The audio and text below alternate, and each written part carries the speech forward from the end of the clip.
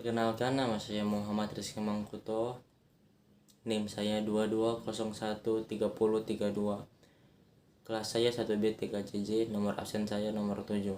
Kali ini saya akan menjelaskan tentang momentum. Fisika merupakan ilmu pengetahuan mengenai fenomena alam yang terjadi di sekitar kita, seperti tumbukan atau tabrakan dua buah benda yang dapat dianalisis berdasarkan materi momentum. Momentum merupakan salah satu kajian dalam mekanika yang merupakan dasar bagi kajian ilmu fisika selanjutnya.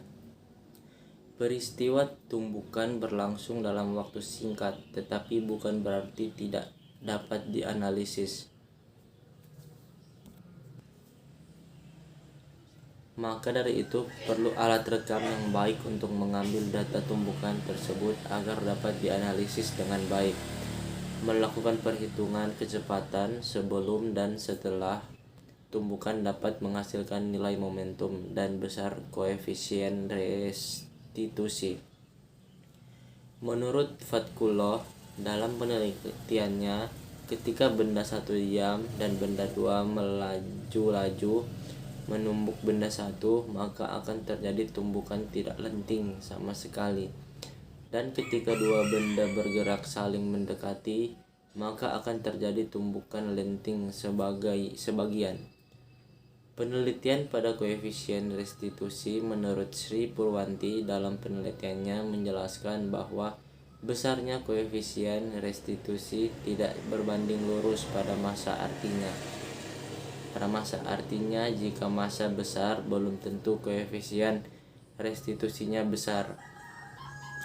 Momentum (P) dari benda seperti partikel apapun tidak dapat berubah kecuali jika gaya eksternal total mengubahnya. Sebagai contoh, kita bisa mendorong benda tersebut untuk mengubah momentumnya. Dalam sebuah tumbukan atau tabrakan, gaya eksternal pada benda bersifat singkat, memiliki magnitud besar dan tiba-tiba mengubah momentum benda tersebut. Berdasarkan hukum 2 Newton, maka didapat persamaan dari momentum, yaitu P sama dengan M kali V. Tumbukan elastis.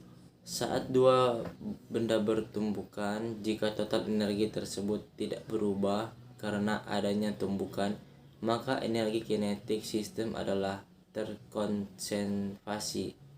Energi kinetik sama sebelum dan setelah tumbukan. Tumbukan semacam itu disebut tumbukan elastis. Pada tumbukan ini besarnya nilai koefisien restitusi E sama dengan 1.b. Tumbukan tak elastis dalam kasus tumbukan sehari-hari dari benda-benda umum seperti dua mobil atau bola dan tongkat pemukul.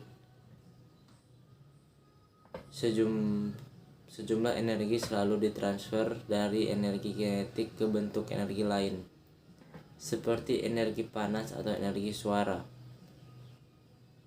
Dengan demikian, energi kinetik sistem tidak terkonservasi. Tumbukan semacam itu disebut tumbukan tak elastis.